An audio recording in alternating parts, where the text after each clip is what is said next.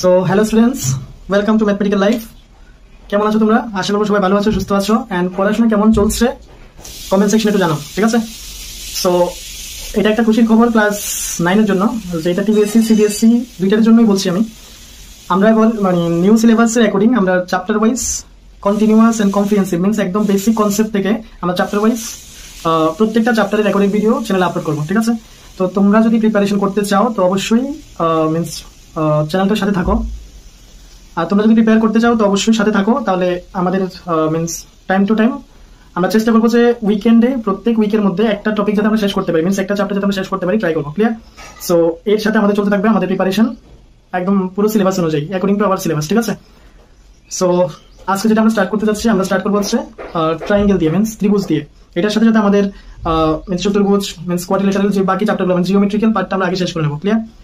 So যেখানে যেখানে means যখনই আমরা ভিডিওটা মানে যখনই তোমরা ভিডিওটা দেখবে তো তোমরা কমেন্ট সেকশনে অবশ্যই রিকমেন্ড করতে পারো যে নেক্সট ভিডিওটা কোন চ্যাপ্টারের মধ্যে হতে পারে। তো মেবি তোমাদের এই রিকমেন্ডেশনের উপরে আমরা চেঞ্জ করতে পারি, ঠিক আছে? বাট আমরা বেশি থেকে বেশি ট্রাই করবো, যেমন জিওমেট্রি স্টার্ট করেছি তো জিওমেট্রির পার্টটাকে শেষ করে নিতে। ক্লিয়ার?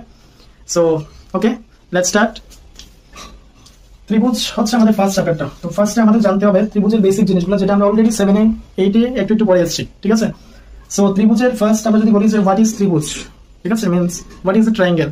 সো ত্রিভুজ কাকে বলে জিজ্ঞেস করলে আমাদের এটা আনসারের মধ্যে আমাদের বলতে হয় কি কোন একটা জিওমেট্রিক্যাল মিনস ক্লোজড ফিগার কেন বলছি, কারণ এটা যদি আমাদের মিনস এইরকম হয়, এটা কিন্তু ক্লোজ থাকবে না বা আবদ্ধ থাকবে না, এই দিকটা ওপেন থাকবে, ঠিক আছে? দ্যাট মিনস আমাদের বলতে হবে যে জিওমেট্রিক মানে কোন একটি জিওমেট্রিক্যাল ফিগার বা কোন একটি জ্যামিতিক চিত্র বা আবদ্ধ চিত্র বলতে পারি, কারণ ক্লোজড ফিগারের কথা বলছি, যার 3টা সাইড আছে বা 3টা বাহু আছে, ঠিক আছে?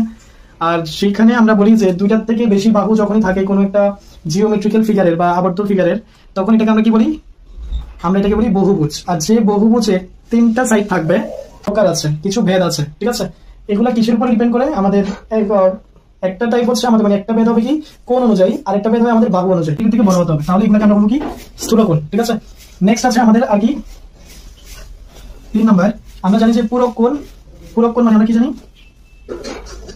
না রে, পূরক কোণ মানে 3 নাম্বার হবে কি সমকোণ মানে আমরা জানি কত 90 ডিগ্রি, যে কোণের মান 90 ডিগ্রি হবে এটাকে আমরা কি বলি? সমকোণ বলি। ক্লিয়ার? নেক্সট হচ্ছে কি সমকোণের সাথে আমাদের আরেকটা জিনিস জানতে হবে কি সরল কোণ।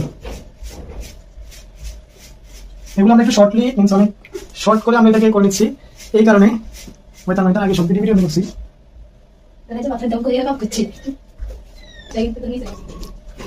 ওকে, 4 নাম্বার হচ্ছে আমাদের জানতে হবে কি সরল কোণ, ঠিক আছে? তো আমরা এই যে কোণ